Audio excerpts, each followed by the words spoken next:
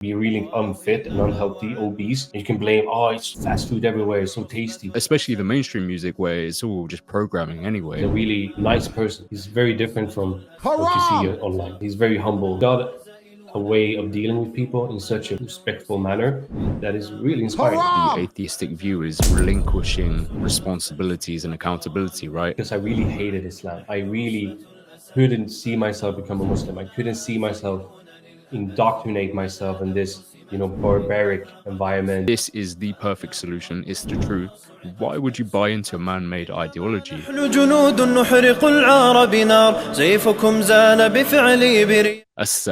alaikum wa rahmatullahi wa barakatuh. In the name of Allah, most gracious, most merciful. Welcome back to the Yahya Growth podcast. I'm very, very, very excited for today's episode. This one has been in the making for a couple of weeks now. Finally got it sort of all together. So I just want to welcome Simon, aka SimonsSaysSquat, aka Adam as well. Yeah, inshallah, you got that one too. Yeah, I've been watching quite a few of your videos recently, and I noticed that in one of them you said you changed your name, but I wasn't sure because it's SimonsSaysSquat and True. I got more names than that, to be honest. To make it even more confusing. Yeah. Because in Sweden we have always, in my generation at least, it was like tradition to add like two additional middle names. So I have like three names. So in my passport it's like my three names and then my family name. So and to make it even more confusing, the first name in the passport is not my, what you call it, like my first name. I see. So it's called. That is confusing.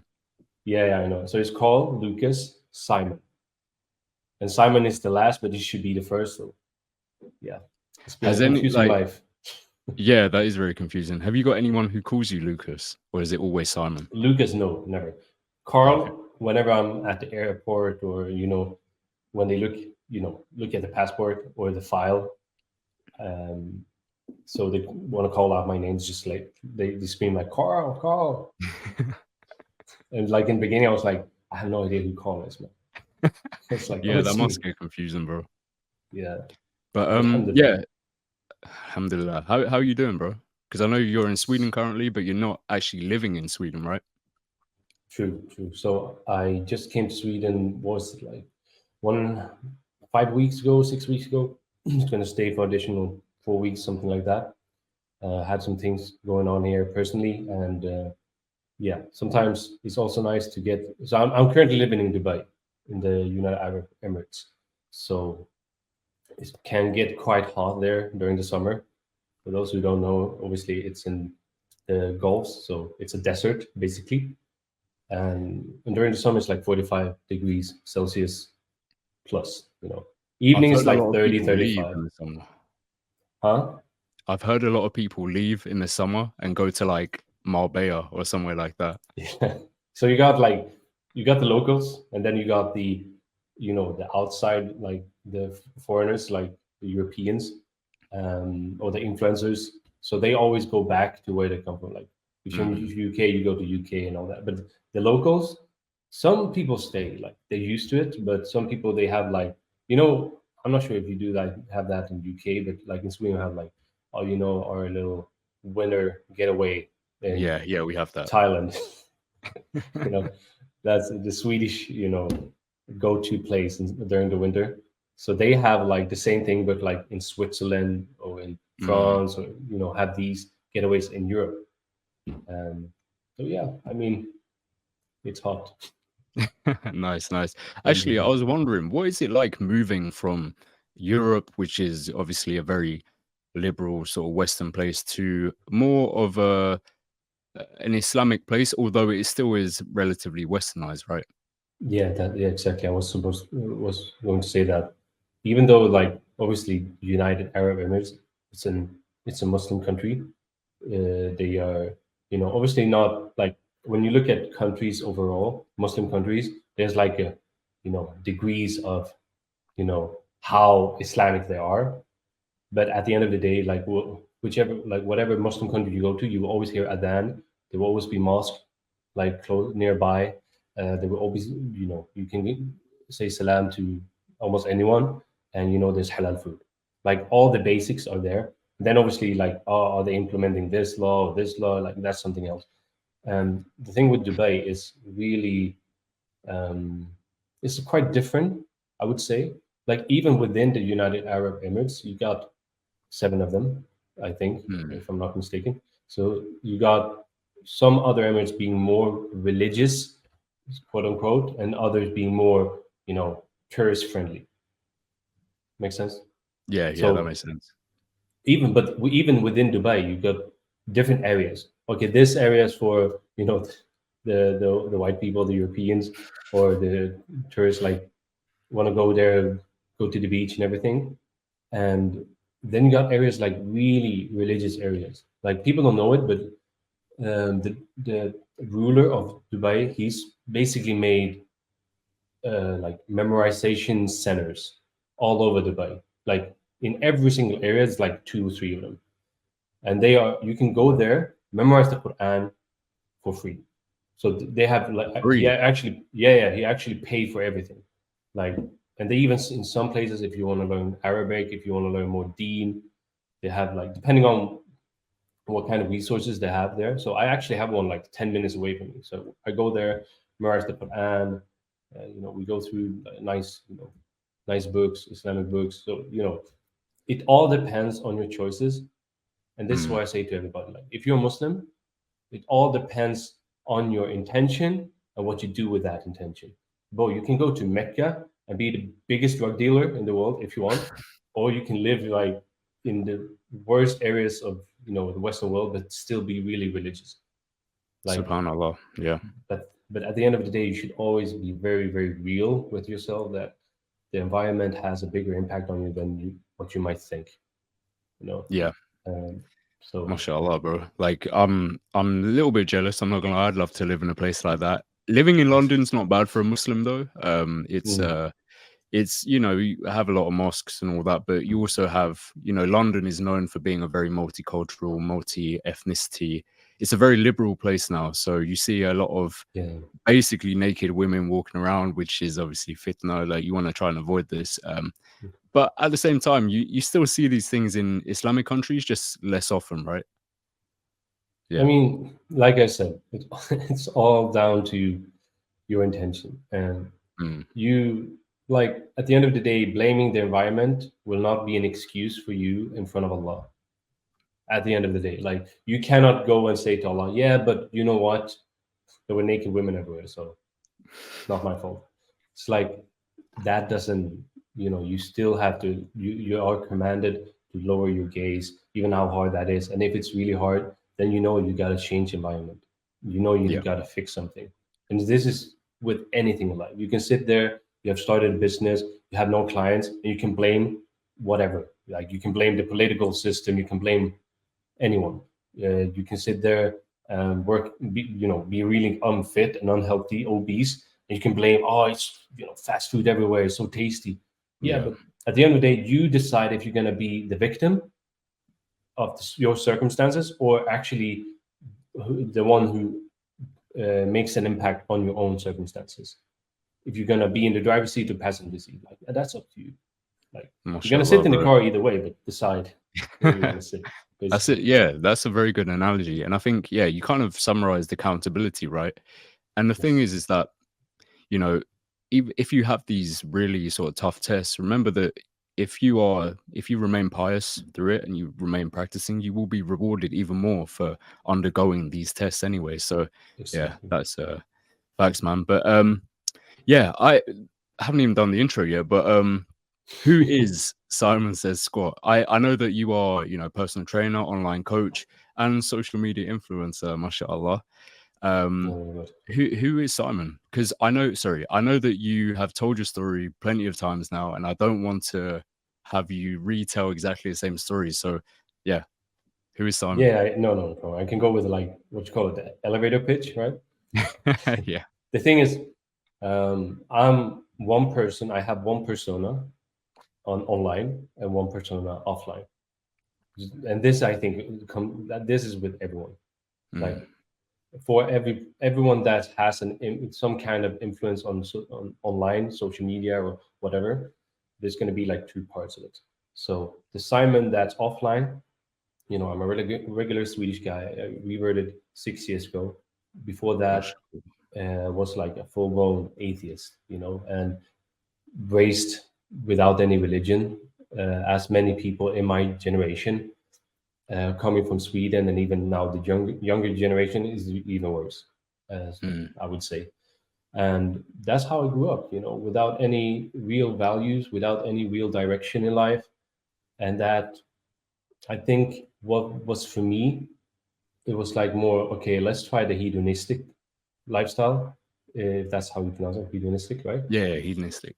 Yeah. So the the idea that you should avoid suffering at all cost, and go for enjoyment, and all like euphoria. That's where you want to go. The best feelings in the world and best circumstances. Nothing should feel. You should basically only have good days, which is pretty unrealistic if you ask me. Yeah. So that's where I came from. And when my mom passed away 2015, that was a big event that really turned my life or my mindset upside down. Since being atheist and a hedonist, I had issues kind of making sense out of what was happening in front of me with my own mother and my own family, and putting all the so-called values I had in those systems in place. So as an atheist, you don't believe in anything after death. It's like that's it, and it's pretty sad. Like it's easy to kind of distract yourself from that truth that we're all going to die, as long as death is not close to you, right? But as soon as it hits you right in the face, where are you going to go, right? And that's why the Prophet ﷺ, he said that, remind yourself of the story of pleasures, like paraphrasing here, and that was in the explanation, death. To remind yourself of death, because this life is not all about pleasure. There's also suffering, since this is a test. So whoever performs best in those circumstances, whether it's in good days or bad days, are the ones who are going to have a blessed life, a good life in the hereafter. All right. But I didn't believe that. So it was very depressing, very hard. But with time after that, I got on a journey to really discover things, basically, right? So I asked a lot of questions. I was very curious. I went into different religions. Like I always say, like I went to Christianity, but I also went to other religions like Buddhism. Hinduism was like not on, because I was not looking for many people might get pissed off with me, but I was not looking for getting from one confusion into another confusion. And in my world, Hinduism is very confusing. And studying it even further made me more confused and made me realize like this is really like I cannot make sense out of it. And so I was trying to approach it very like in a very rational, logical way. And whatever didn't fit the logical like approach, it would not be deemed as sufficient for me. And people might say, yeah, but what there's more than just logical and rational thinking. And I'm like, yeah, that's true.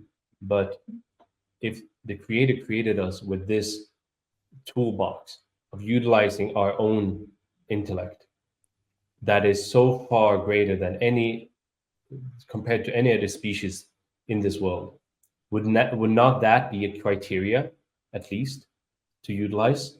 Yeah. Otherwise, it would not make sense to have that intellect. There would not be a purpose of it. Yeah, you explained that perfectly, bro. I just got a quick question on that, because so a bit of a background sort of story on me is that I grew up Christian. I went to a gospel church, sort of singing and moving to the music, but then then I went atheist for. Huh? You've been there? Yeah, not gospels, but yeah, very close. Like the evangelist churches. Yeah. They're very similar. Not gospel. Gospel is more like Sounds better. Yeah, it's the sort of stuff that you see in those American movies. Yeah, it's quite Yeah. entertaining. But yeah, so I grew up sort of Christian, and then I moved to atheism for a long time, probably about 10, 11 years. And then I Right. tried to learn about, stuff happened to me. I almost like lost my life sort of thing. And then I tried to learn more about Christianity. And something that I came across was that anytime I had a question, and just like you, I'm very curious. Anytime I had a question, it was always just like, you just need to have faith. You just need to have faith, right? But then I contrast that to learning about Islam. And anytime I have a question, I'm encouraged to ask more questions. Yeah. It's just so different. I'm not sure if you had that experience as well. No, definitely I definitely had it. So the thing is, I was so keen on becoming a Christian. Like I was so like I had every cell in my body wanted to become a Christian basically. And because I really hated Islam. I really couldn't see myself become a Muslim. I couldn't see myself indoctrinate myself in this, barbaric environment and whatever I told myself. And obviously, this was a big, like those thoughts were from influenced by media, obviously, Yeah. and fake news and whatever you call it. So whenever I came to these Christian evangelistic, we don't call it the evangelistic church. We call it what do you call it in English? Let me look it up. That's right. Pingstkyrkan in English, the Pentecostal church. Ah, yes. Yeah. Okay. So they're very similar, from what I know, to the the evangelistic movement in USA. Yeah. Because I also went there to look there and see what was happening. The only thing that really bothered me was, like you said, it's like belief. Just believe, Blind. have faith, love, hope, or whatnot. There's so many things that didn't make sense fundamentally. Like, all right, you say it's all about love and hope and peace, but why is everyone born with a sin? Like, why do we have to get the sin from someone we didn't even know? Why are babies born with this sin? And why do we need to baptize? In some movement, we don't even have to baptize. I'm baptized, and it's like the Trinity, and all of these things, and it didn't make sense. I even, went on this, many trips to the U.S. and met many pastors and priests and asked the same question: Who is God? And the explanation was different every time. It's like, yeah, Jesus is God, the Father is God, all of them is God. But Jesus is just the Son. The Holy Spirit is God. It was like you gotta find guys who need to get together and discuss and have one answer. You cannot do like you cannot come to if you go to school and every day the teacher says 1 + 1 equals something else every day. You cannot utilize that. You cannot use that method in life, especially not for your own salvation, right? So whenever I asked that same question to Muslims, even though these Muslims were really ignorant, bro, I had Muslim friends that were basically, drug dealers and murderers, but they knew that God was only one, and there's nothing like God, and that is the only one worthy of worship, and that's it. Basic. And that was really what opened up my eyes. And from when my mom died in like 2015, after like late summer, 1.5 year later, I took my shahada, and it was a long journey. And like you said, I've gone through this a lot of times, so there are many videos on that, going into details because there's a lot of details, obviously. Yeah. But the thing that really changed my life was really changed the way I viewed Islam was Surah Al-Ikhlas. قل هو الله أحد الله الصمد لم يلد ولم يولد ولم يكن له كفوا أحد. Say that Allah is one. He's as-Samad. Everyone is in need of Him. He's in need of nobody. لم يلد ولم يولد. He did not begot and was not begotten. ولم يكن له كفوا أحد. And there's nothing like Him, or nothing unto Him. So it's like when I heard that, it's like that. It was really like something clicked inside of me, and I was like, "Whoa, this is true." Like, I never found this in any other religion or anything, and here I found it in what I hated the most. But now it turned out to be something I love the most. Right?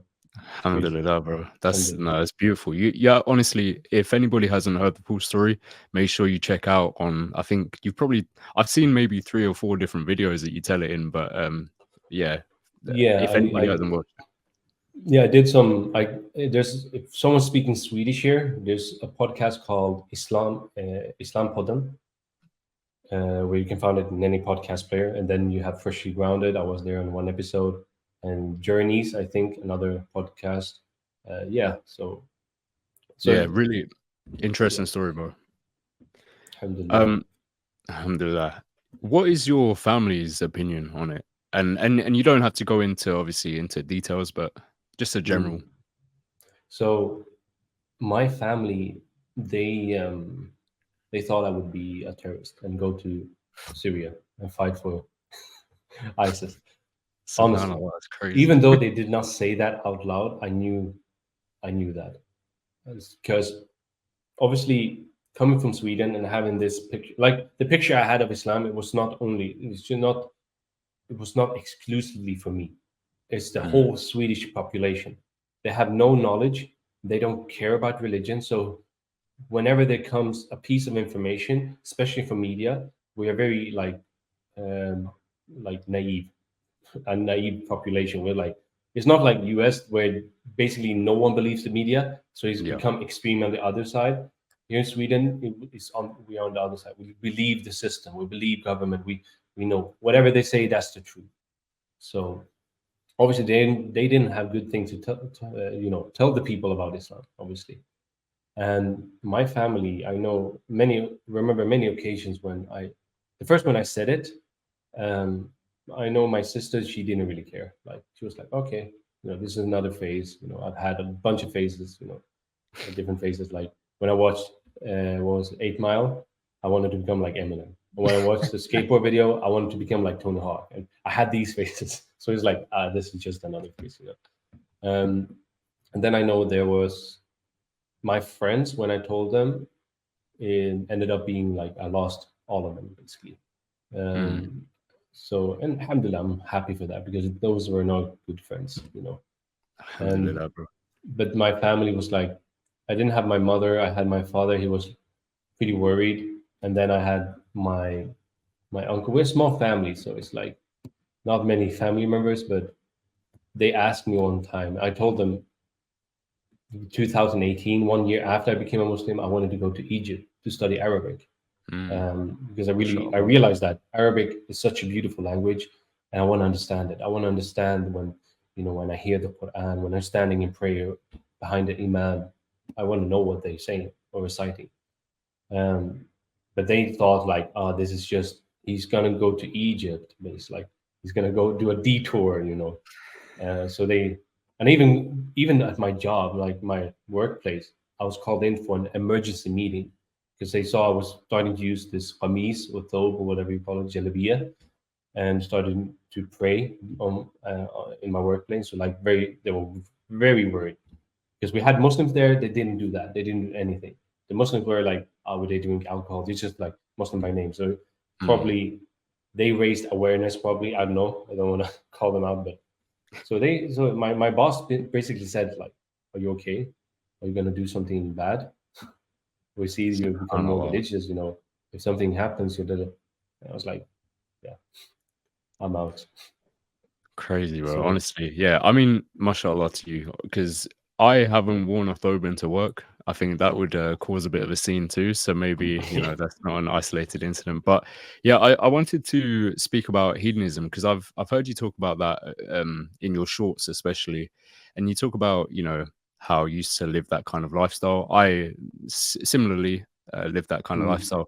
What's your thoughts on hedonism and how it sort of impacts on a local level, a micro level, so you as a person, but also on a macro level across society?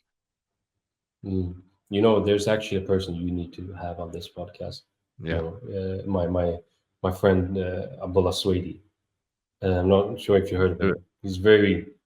He has a PhD in atheism. He do lectures in the Masjid al-Nabawi, so I said him in the Prophet's Mosque in Medina, and he's really, mashallah, he's he's gone really deep in his studies on Western ideologies in the light of Islam, and bro, he can tell you Love and everything right. about that. Yeah. So like he have now like some lectures here in Stockholm because he's here. He lives in Medina, right? But he has some lectures, and the lectures now he's talking about Western ideologies in the light of Islam. And he talked about capitalism, liberalism, secularism, communism, and everything in the light of Islam. Like what does it mean? What are the Is this similarities and available what are the online for free? just Swedish. Oh, okay. Yeah, unfortunately. Yeah. But he got a lot of English videos and Arabic videos for those who want to see. But Okay. either way, from my point of view, like uneducated opinion, so to speak, Sure. hedonism is not a sustainable lifestyle. And it basically doesn't give you any direction. It's more of a, an objective, I would say, um, like an objective journey towards nothingness.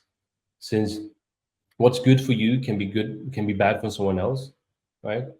And it all comes down to the principle of pleasure.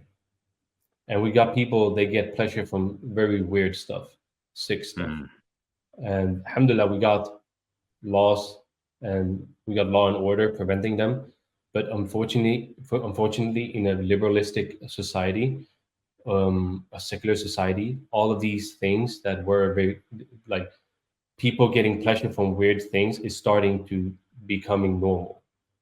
And you never know how far this can go. Like you can see in previous empires, like they went really far with this. Yeah.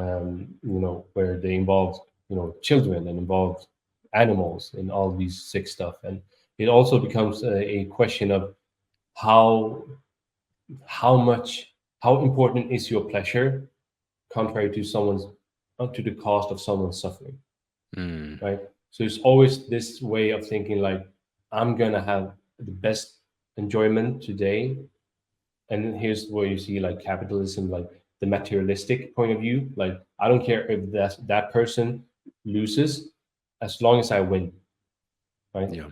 So in my point of view, this is a very destructive way of living as an individual and as a society, because now you don't have any proper system of prosperity, Yeah. because it's all about you know the cost of someone else. That's basically it, right? And that's why you see these people living this life. You got incels, like the whole incel movement.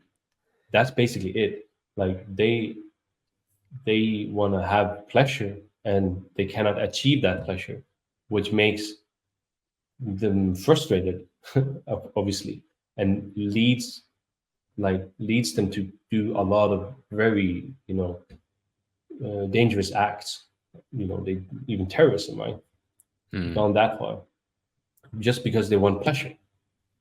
So like, and this is a very big problem that's growing every year, right? So that's my take on it. And now, obviously, I wasn't at that point like, oh, I'm gonna hurt people. Obviously, Yeah. we all are born on something, this natural inclination, as the Prophet ﷺ said, like the fitra, and some of us has more of it, depending on our upbringing. Like how much of it was erased by our upbringing, and how much of it remained after that. So obviously, we got some kind of moral code, but it doesn't mean that everyone has, and it doesn't mean that everyone has the same code. Yeah. 100%. And it's difficult, right? Because a lot of, well, not almost all, I actually don't know what the sort of figures are, but a lot of hedonists will be atheists because a lot of sort of the atheistic view is relinquishing responsibilities and accountability, right? So Mm. it's hard to tell them to follow what the Quran and Sunnah says because they don't Mm. believe in it. So it's as you said, it's hard to say what is right and what is wrong if you don't believe in a higher power. Because who sets the standard for what is right and what's Yeah, wrong? Like it's difficult. definitely. Yeah, you can. Yeah. Like you got even atheists like doctors and PhD, people at the front of the atheistic movement saying just this. They cannot say that if you're a true atheist, you cannot say that something's wrong or something's true by objective definition. You can say it subjectively that I think rape is wrong, but you cannot objectively say that, and that's sick. Scary. That's crazy, bro. Subhanallah. So Yeah, I wanted to touch on, so I'm sure, every revert and even a born Muslim will go through this, where they come across some kind of struggle when they're sort of reverting to Islam. And for the sort of new reverts out there, because you've been a revert for a while now, a good few years now. So is there anything in particular, and once again, you don't have to speak in absolutes about it, but is there anything in particular which you struggled with and managed to overcome it? Is there some kind of story that you can tell about that? Yeah, so I think everyone's struggle can be very different, right? We all have our weaknesses and all have our different strengths that we can use. I think back to the environment, I think that's the most important part. And I think that was a fuel for me to really leave, or not necessarily leave, but get to a better environment. That was always my goal. Like when I came to Egypt, even though the standards, like economically and politically, was not as good as in Sweden back then. I'm not sure how it is now, but I still felt better. I still felt, hearing adhan and being in a Muslim environment, even though like in Egypt you got a lot of Christians, but in a different way, right? Like there's always this standard, like of living that I really liked. And this hadith from the Prophet ﷺ where he says, "الرجل على دين خليلي فلينظر أحدكم من يخالل," that a person is on his friend's religion. So each one of you should look at who you befriend.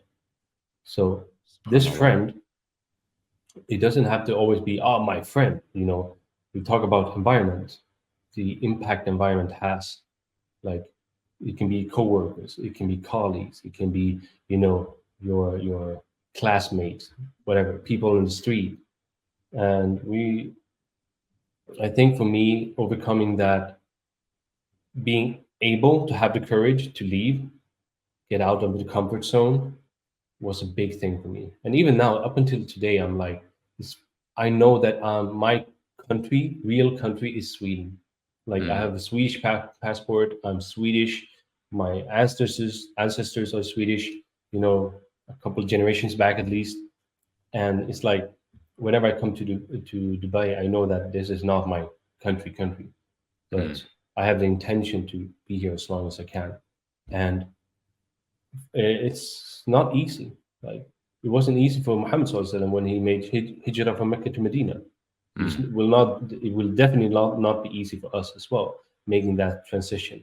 And I think wherever you struggle, wherever you have hardships, there is an outcome on the other side, and there's a choice you need to make in order to make that outcome whatever you want to make it, or make it to be. Make sense? So yeah, subhanallah, bro. That was beautifully worded, bro. Yeah. But yeah, I saw you talking about relationship with Allah subhanahu wa ta'ala and how it's so important to communicate with him and obviously pray, ideally all 5 prayers and supplications as well. How has this impacted your life in terms of praying more often or all prayers and just communicating more frequently with Allah? I think this is the main thing I was looking for. Before I was Muslim, I was looking for some kind of connection to something that would never let me down. As an atheist, you're always relying on things, on people, and at the end of the day, they are limited and they will let you down. No matter how close you are, how great they are. Somewhere along the lines, or they will let you down either by leaving you or betraying you or whatever, right? And I think having that connection with Allah will always be a source of strength, a source of stability. And this is obviously, it's like we all know that Iman, the faith in our heart, always goes up and down. It goes up with the good deeds we perform and avoiding sins. And it goes down by doing the opposite, right? Leaving out good deeds and submitting to sins. And but at the end of the day, like I said in Freshly Grounded, like you can be 1,000 steps away from Allah, with just one step back, and you return to Him. And that's the beautiful part with Islam. You're always one step away from Allah, and SubhanAllah. that door will always be open. Will never be closed for you. And that's the beautiful part. And I think it's been crucial in my life. And coming from an atheistic background and this kind of lifestyle, having like not like whenever bad things happen, like bad things or something that not the hardships or whatever challenges, it's hard to rationalize that. But as a Mm. Muslim, it's almost like obviously this is something you need to work with. You need to work with yourself. Like you have some baggage. We all have some baggage, especially reverts and people that like Muslims that return to their religion at an older age. We all have baggage. We all have traumas. We all have mental health issues, physical health issue we need to address. But knowing that this is something you can practice, so that hardships will put you in a state of thankfulness and gratitude, right? And SubhanAllah. this is so powerful because this makes you realize that whatever happens to you, like Allah says in the Quran in many places, لا يكلف الله نفسا إلا وسعها. Allah will not put a burden on the soul more than what it can handle. You know that this is meant for me. This hardship is meant for me. This could be even a dua I ask for. If I ask for sabr, to have more patience, then Mm. obviously I'm going to be put into a situation where I need to be more patient or learn to be more patient, right? If I want to, become fit, if I want to overcome my obesity, then Allah will put me into situations where I need to overcome that and fight against my nafs. Because growth always hurts, right? As a child, when your teeth grow, it hurts. Same thing with your personal growth, internal growth, external growth. It will always hurt. But that's the point. That's the point with it. Because otherwise you wouldn't be growing, right? SubhanAllah, bro. Yeah. uh, I didn't want to interrupt you. You were spitting facts there, man. That was nice, bro. The So thing is, I work with a lot of people in my coaching, so it's like mm, I'm not perfect. Like these things I'm saying, I need to work on applying them myself. yeah, Because we are imperfect. We have a side of us that's very rational and logical. We have a side of us that's very emotional, and then we have our ego. We have shaitan doing waswas. So it's like, bro, it's a struggle for all of us. It's a struggle. The sooner you realize that, the better. Right? That's it. SubhanAllah. Yeah. So earlier this year, I experienced my first Ramadan, and although the fasting Mm. aspect wasn't actually too bad for me, alhamdulillah, it went very well, and it was a beautiful month, and inshallah, make it to the next one and enjoy that as well. Inshallah.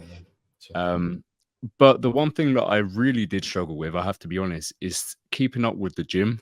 I don't know if you've sort of experienced that in the past. Have you got any tips on how to stay motivated? One, but also because obviously if you're fasting, you get more emotional. Like you're kind of in that you're focusing on Islam.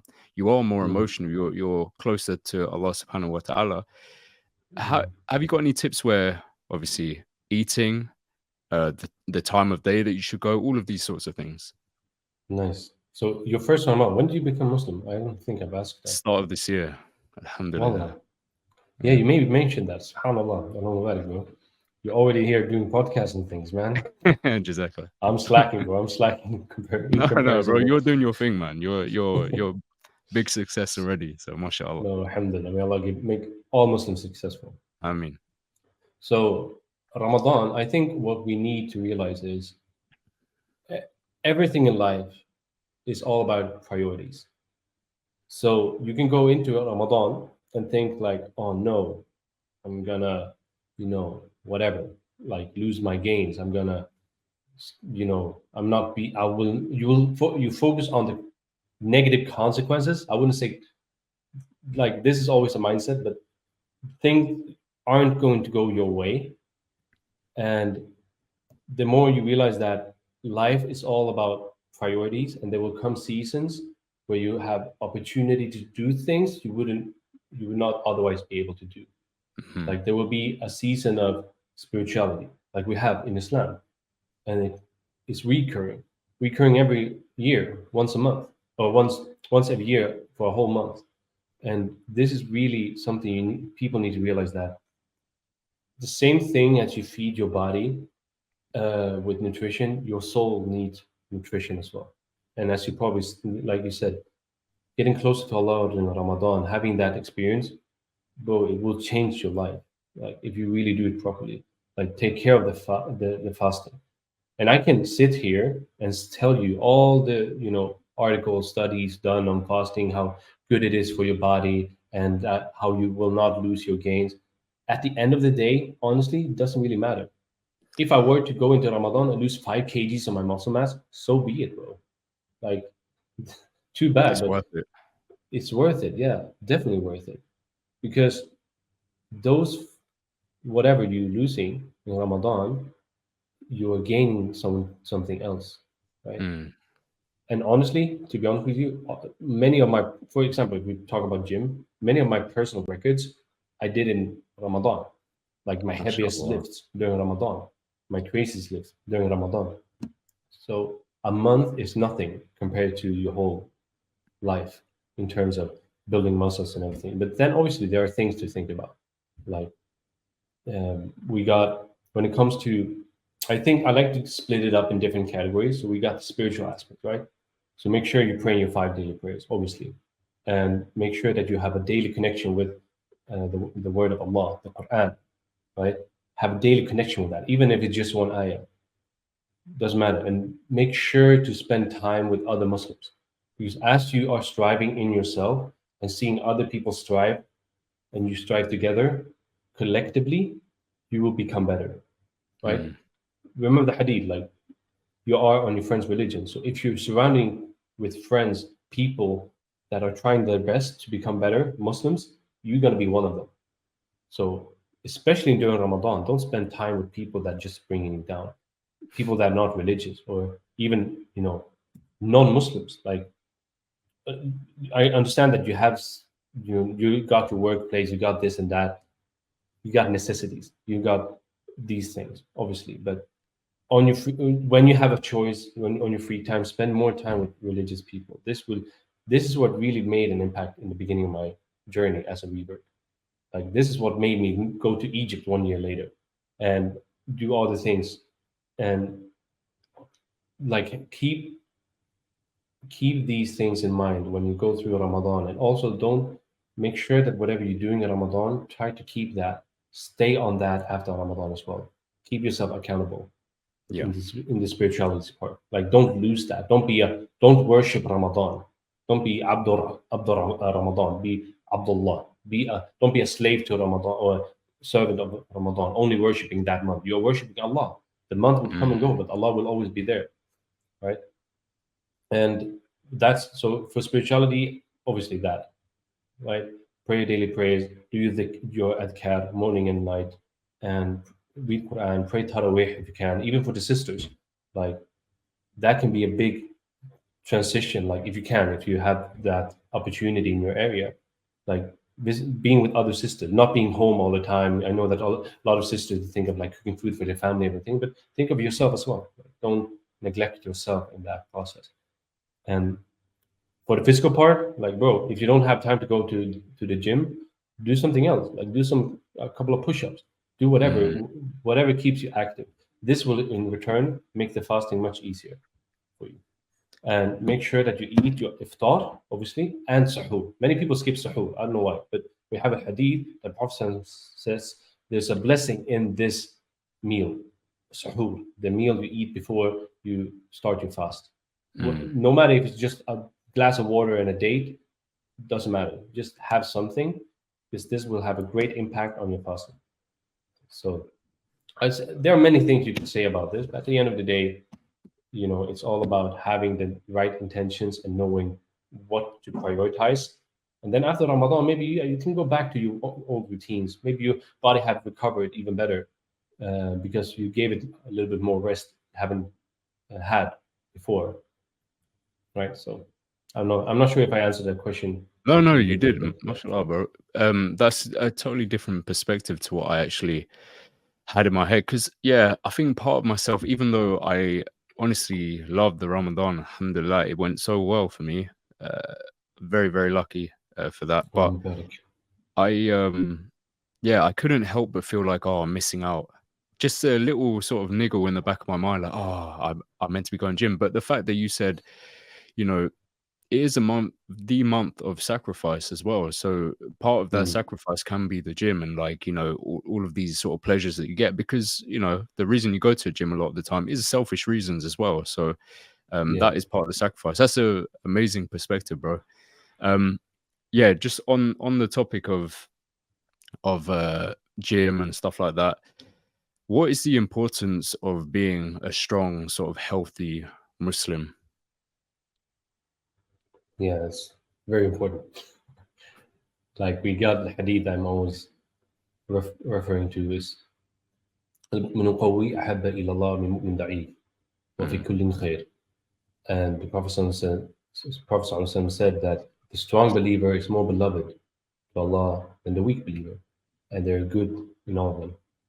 Now, the most important thing with this hadith is knowing that as long as you're a believer, there's always good in you, no matter what state you're in. But as we all know, depending on your state, you are either closer or further away from Allah, right? The distance between you and Allah is depending on the state of you as an individual.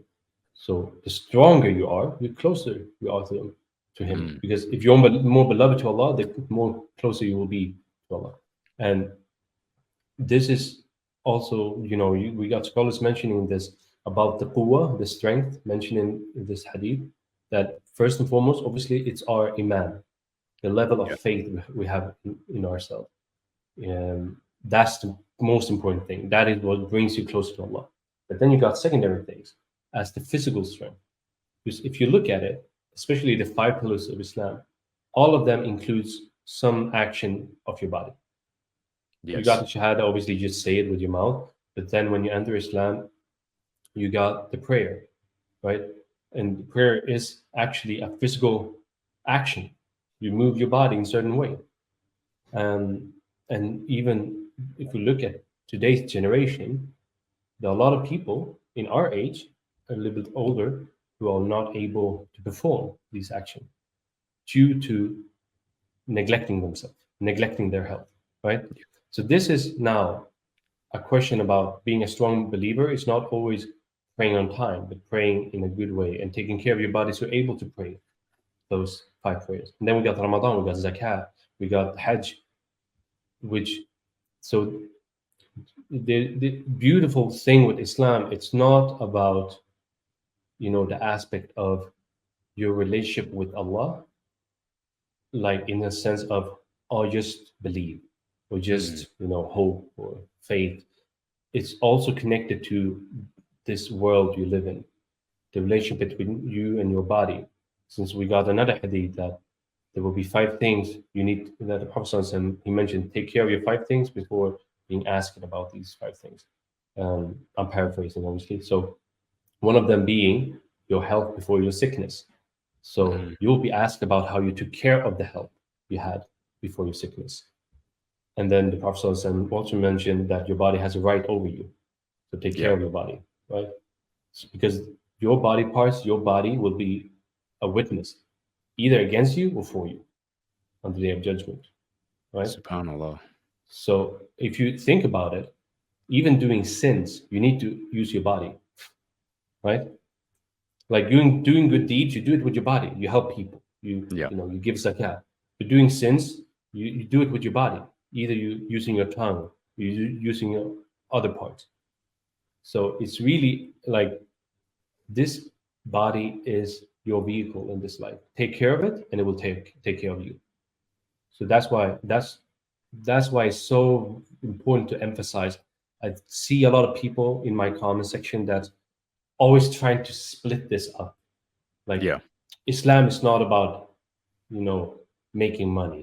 Islam is not about having six pack. No, obviously, like when you put it like that, obviously it's a weird. You're phrasing it very weirdly. But obviously, in Islam, if you're going to give zakah, where are you going to give it from? What kind of wealth are you going to give it from if you don't have wealth in the first place, right? You'll be among the poor people and be among those who need the zakah, right? Yeah. So either way, you need to take care of these things in your life, and they will take care of you, and you will be able to take care of others. So, yeah. MashaAllah, bro. The reason I asked is because obviously, for everybody who has sort of worked out for a prolonged period of time and built up a decent physique, you know that it takes a lot of hard work and a lot of discipline as well. Of course, is this something that you think has a spillover effect into other aspects of life, even in terms of praying salah, like just having that sort of this mindset of not relying on motivation, but saying, I have to do this even if I don't feel like doing it. Is that something that you have seen? No, yeah. I mean, when I work with people, I mostly work with Muslims. So it's always the other way around. Like we talk about the prayer, you can be consistent with the prayer. If you can be consistent with that, you can be consistent with other things, like working out and take care of your diet.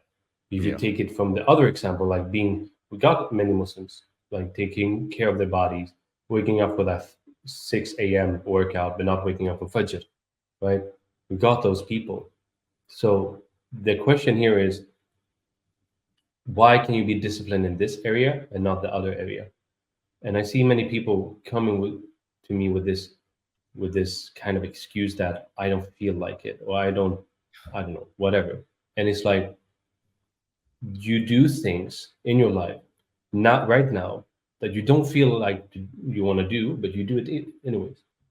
Like I had a person I talked with talking about, not feeling, to pray. Like they don't like.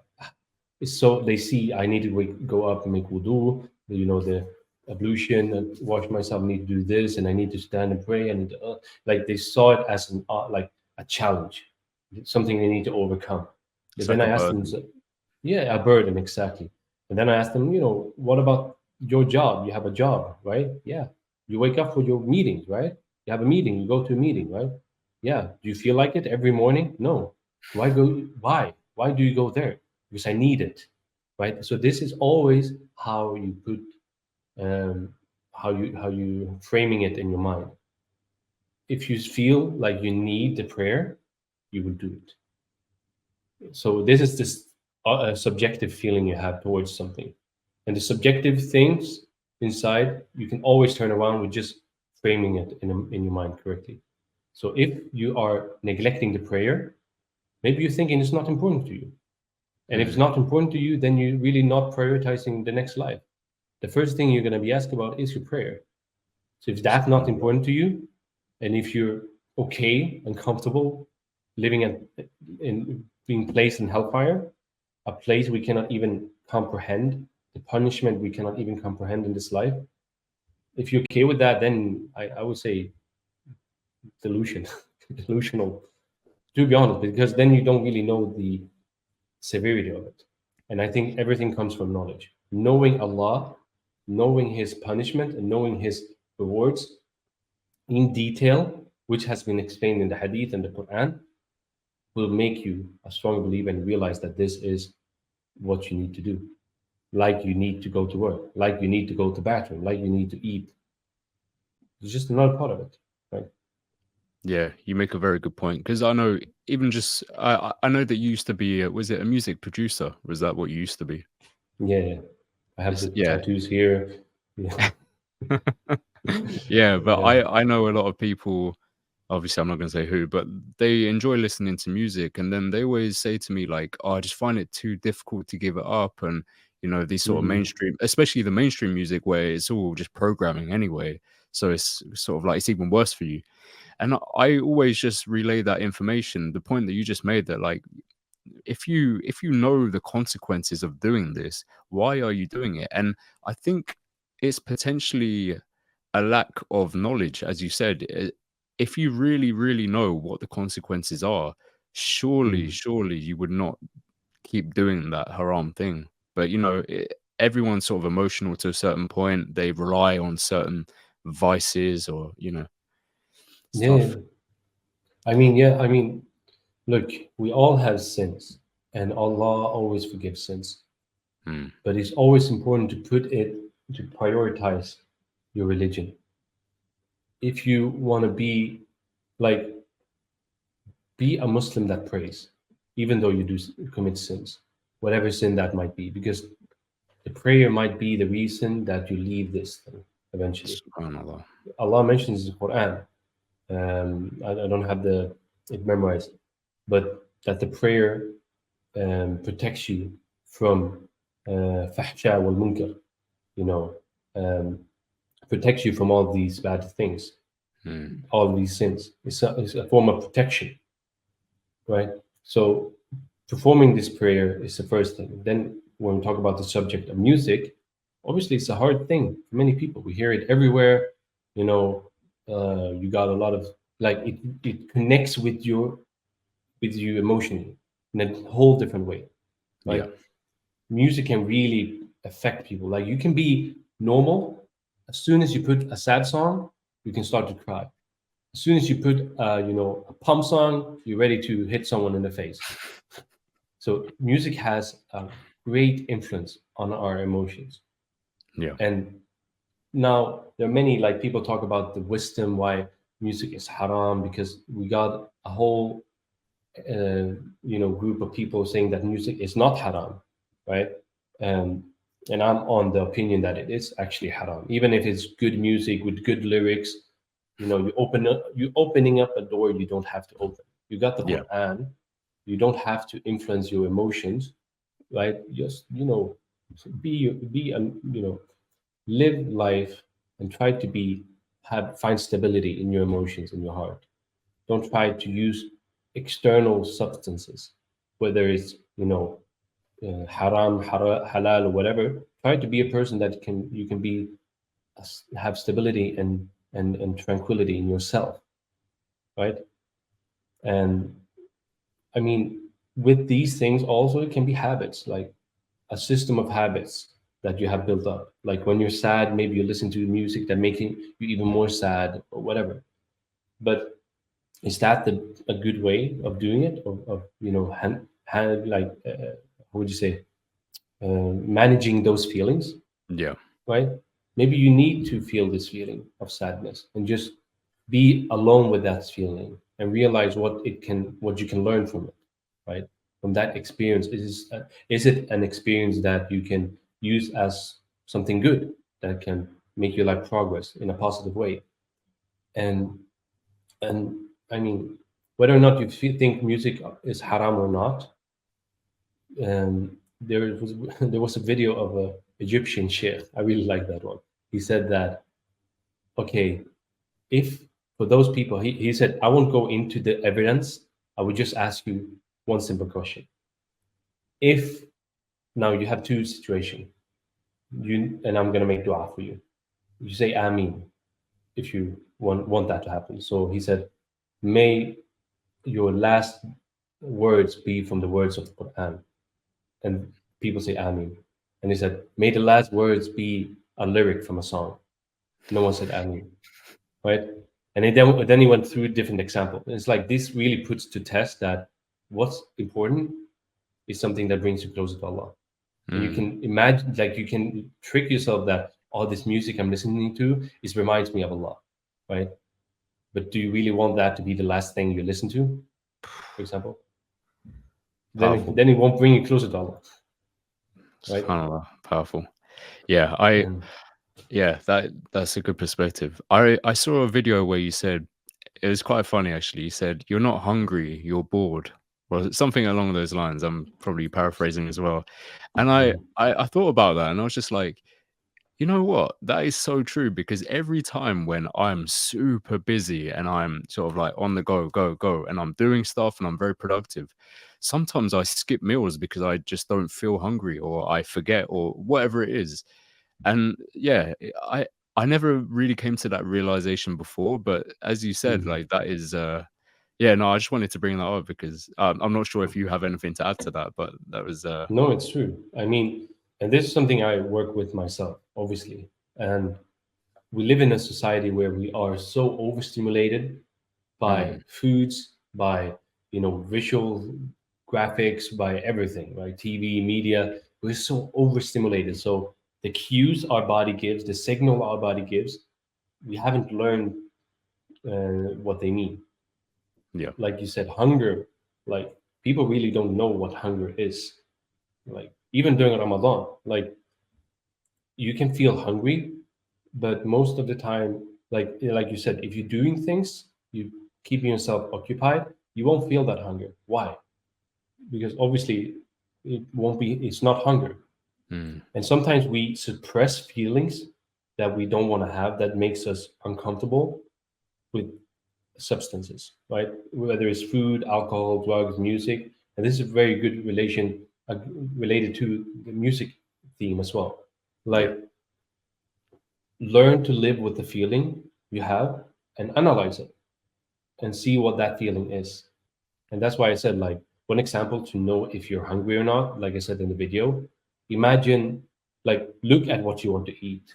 If the thing you want to eat contains a lot of nutritional value, then you're probably hungry. Like, if you can think, like, oh, I'm so hungry, and you can eat Greek yogurt that, like, has no taste or whatever, you feel like, how I can eat that, just give me something, Yeah. right? You know that feeling, like, I'm so hungry, I can eat anything, Yeah. and you can Yeah. basically eat that. Then you're hungry, obviously. But then you sit there, you're like, nah, not even chicken. You know what? I want some, what you call it, crisp chips. Yeah. Yeah. Yeah, I want some sweets. I want that. I want, then it means probably you're hungry, and this is a good, like an easy way for the body to just suppress the feeling of being Yeah. bored, being, yeah, in that state. Yeah, that's a great explanation actually. I've never thought about that. So, because I've had it where I'm like, oh, I couldn't even eat a steak right now, but I'd love some ice cream or like, Yeah, that kind of thing. And that's a great way to think about it. I'd love to hear more about because I know you have a sort of coaching program and stuff like that. Are you currently looking to take on more clients? Are you? yeah, sure. I mean, it depends. I'm at a state that it's not like I'm gonna bring in anyone. Because one important thing is to realize whenever you work as a coach in some way, or you're working with people, there are many people that could use your help, but they don't want it. Mm, So it's like I can have people saying, "Oh, I want this. Make me a workout program. Make me this," but they're not ready to make that commitment of actually using it. So with my coaching program, it's not like I wouldn't. I always say that it's not the regular fitness program. Now, I started many years ago. I've been working out kind of like back and forth over a decade, but more seriously, the last couple of 4 years, 5 years, being more serious about my work, my health, and I would say that after I became a personal trainer, went into fitness, and just making workout programs and nutrition, which there's a lot of people that do this kind of solution approach. I realized, like, working with Muslims, and especially for me, like, I feel like being healthy as a Muslim is not only a workout plan and a diet plan. yeah. It's also so much more. So rather, I would say that something I instead of calling it a fitness program, I call it a system for Muslims to become healthier and stronger, both spiritually and physically. So it's like a wellness program.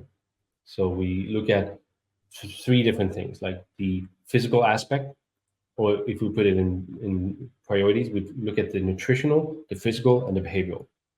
So whenever you want to fix something in your life, whether it's like spiritually or physically Mm, or even mentally, these things will always come in place.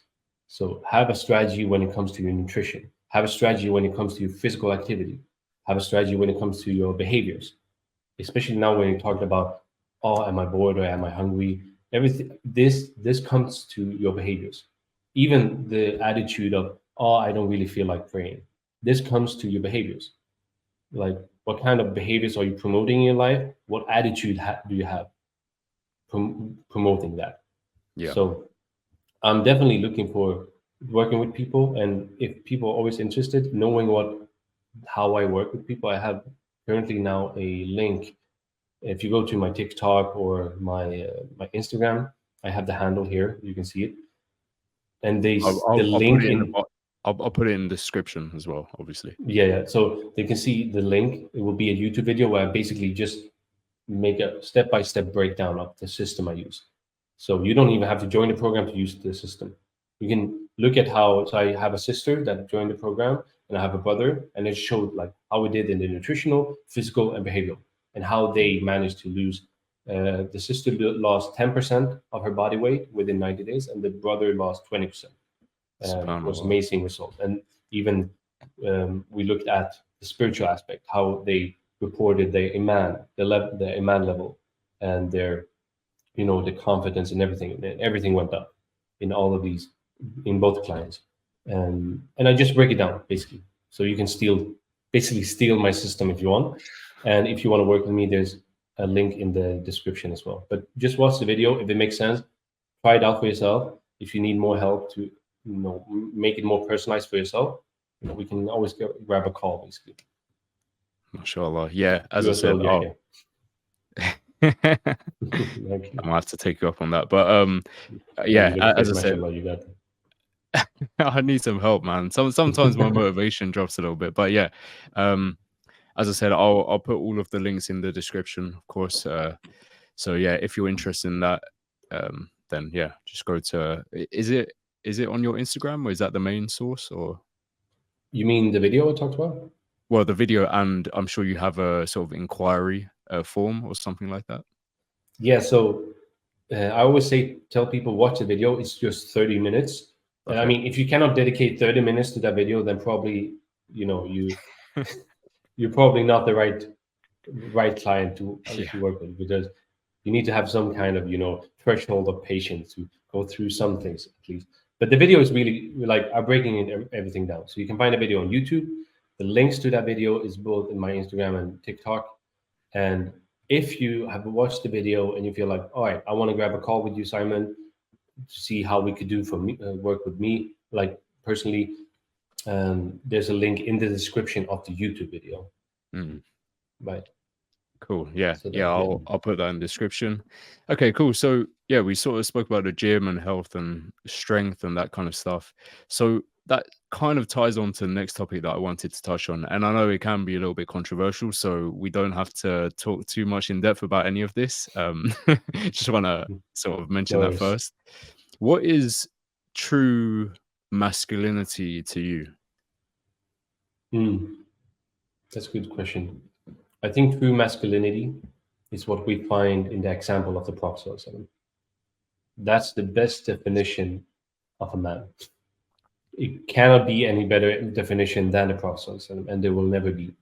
The way he, in any area of life, like you can be a homeless man, you can be a ruler of a country.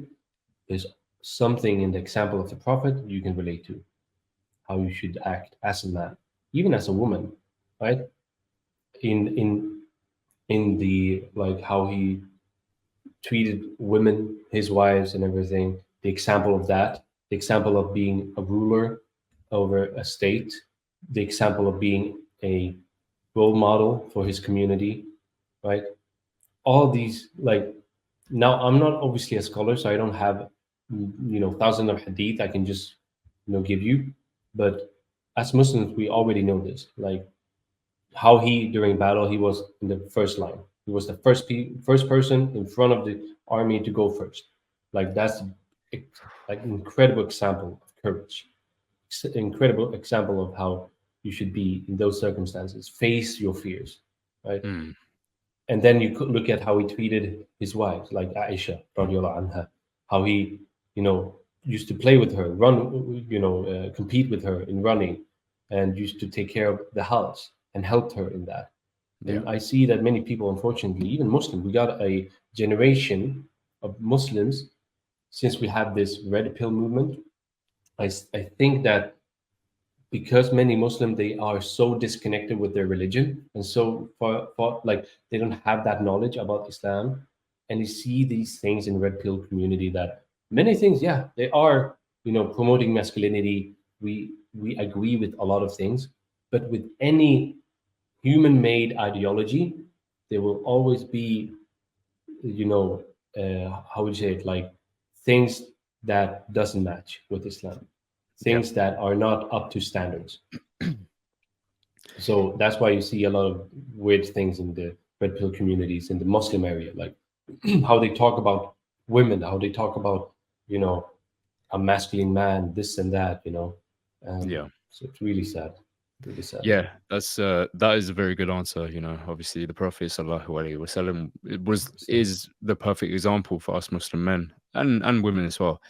And you touched on an important point there about red pill. It's the thing is with red pill, and I know there are a lot of Muslim men who are very much involved in the red pill space, which is it's not actually that surprising because, as you said, there are aspects of it which sort of overlap with Islam. But mm, if if you have Islam and you believe that it was this is the perfect solution, it's the truth, why would you buy into a man-made ideology? How can yeah. someone who's not perfect create something which is perfect? It just doesn't make any sense. So yeah, I totally agree with what you just said. And any And the, brothers sorry, go for it. no, finish the sentence. Sorry. Yeah, okay. So any brothers who find themselves sort of attracted to red pill, I think you just, I think they call it the green pill now. Islam is known as the green pill, something along those lines. It's best to call it just Islam. But Yeah. yeah, just seek more knowledge, and you will find a lot of this stuff that you find in red pill and more. So yeah, sir. No, no, what I wanted to add there is like the problem with the red pill community. There's not a leader. There's not a, what you call like a creator or someone to be accountable for the community. Yeah, There's nothing. Like it's basically just a group of people from different traditions and backgrounds going together on one value, which is masculinity. But the problem is everyone's definition of that masculinity is so different. Like we spoke earlier about incels, and I've watched a lot of documentaries about that, and it's like very scary movement because there you've got a lot of extremes in that as well. Like that's why you see a lot of unorganized terrorism in that community because there's no leader, there's no one to be accountable, there's no one that will take blame, right? mm, In comparison with okay, you got let's say democracy. Okay, what kind of democracy are we talking about? Are we talking about American democracy? Well, then we have the American government to be accountable for that. But when it comes to red pill, there's no state, there's no person, there's nothing.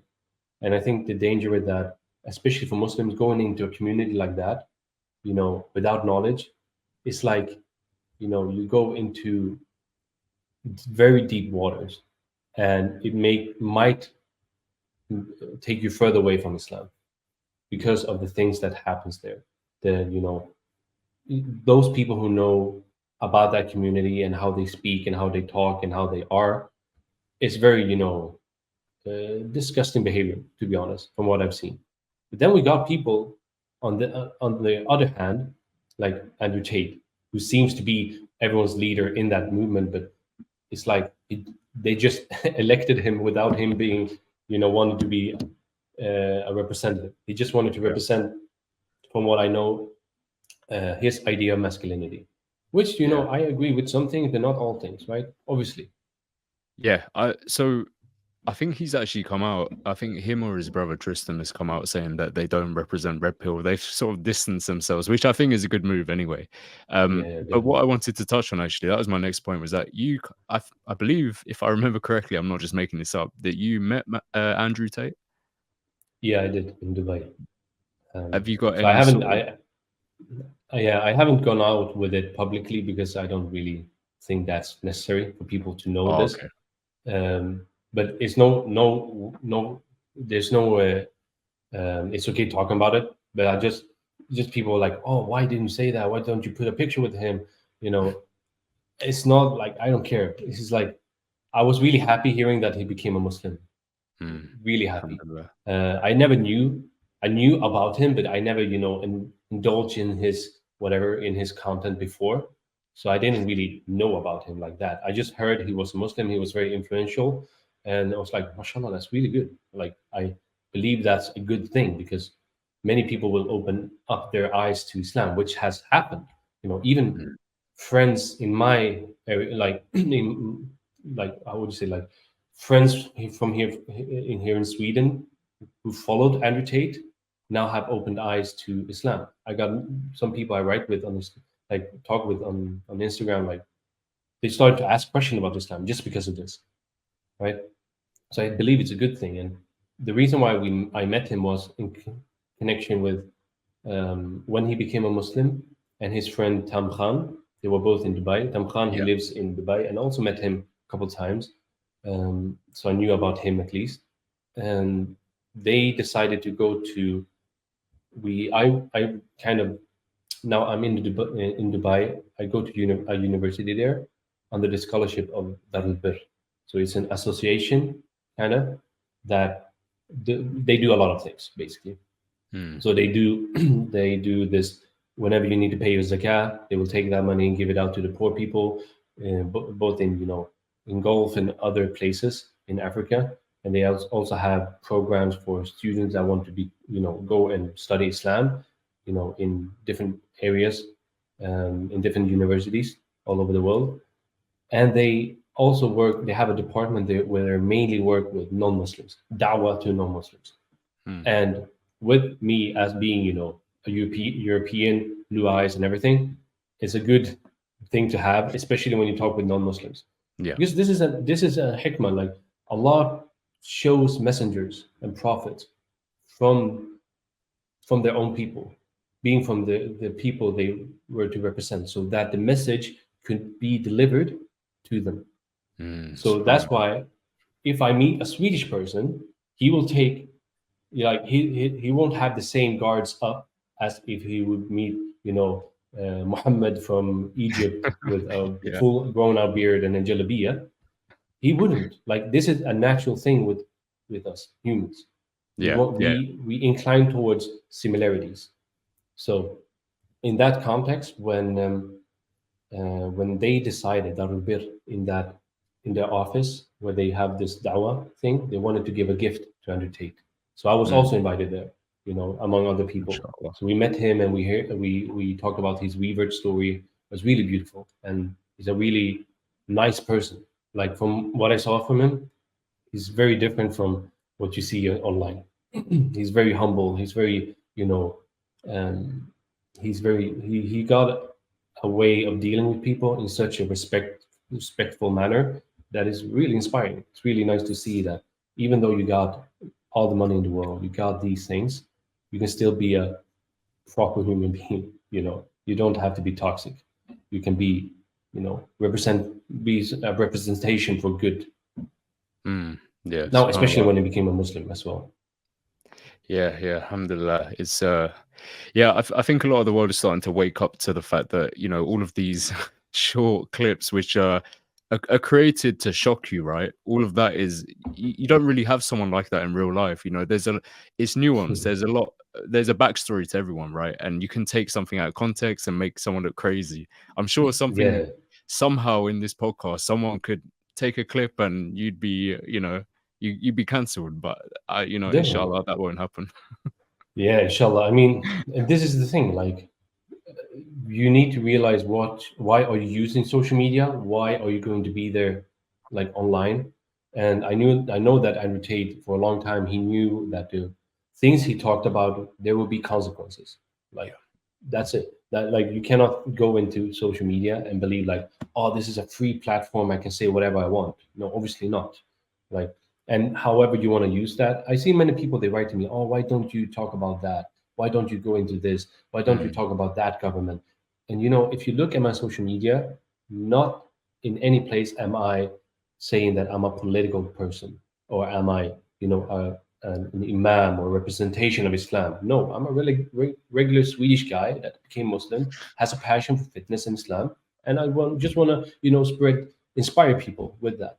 That's it. MashaAllah. Yeah. And if that is not according to what people want to see, you don't have to follow. Like, Mm. it's that easy. But as a creator, you need to be very careful with what you put out and why you put it out. Because everything you say and put out, you will be asked about on the day of judgment. And you never know, if you say something, it could be a joke, it could be anything, but it has negative consequences, and that happens to be viral and happens to lead a lot of people towards destruction, you will be questioned about that. Imagine like millions of people, like, bro, even like, you know, there are a lot of like, I won't name call, but you got a lot of Muslim people, Muslim brothers and sisters. They, you know, they reveal their aura in front of millions of people, like millions, bro. And they got, you know, music, they got weird stuff, and you cannot remove that. You cannot just, ah, you know what, I'll just remove that and that's it. You can make tawbah, and Allah will forgive you, inshallah. But at the end of the day, you are still responsible, and those Mm. consequences that happen because of that, you will be responsible. Like, you cannot, yeah. SubhanAllah, yeah. Because yeah, if you put something out that is haram, it's like for each person for each eye that sees that, you know, you're just stacking up all of the sins. Is crazy. Yeah, just speaking on Andrew Tate, you know, he talks a lot about masculinity and how it's impacting the world, really, especially in the West. What's your opinions on sort of masculinity in the current climate and how it's impacting, I don't know, relationships, how it's impacting just men in general? Hmm.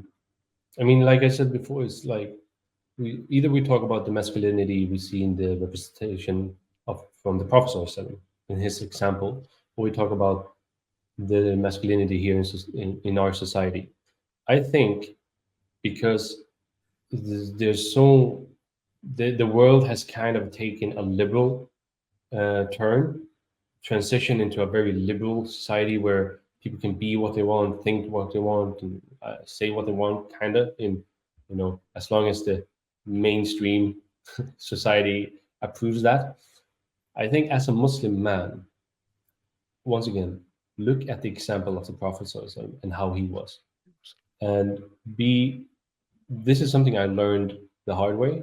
You know, obviously, not growing up in a Muslim household, not having a Muslim father figure. And there's a lot of things that happens as well in my childhood that made that I didn't have a proper father figure. So it's like, being a man, it's a big responsibility. Mhm. You have tremendous power that you can abuse people with, or you can help people with, both in your strength, physical strength, both in your mental and emotional, right? And remember that being a force of good, you will be rewarded for it. And being a force of destruction, you will be punished for. Just be a man that takes care of those under you, being your family, being your children, taking care of your spouse, your parents. Take care of people, but also, most importantly, take care of yourself in the way of taking care of your health, taking care of your wealth, taking care of your emotions.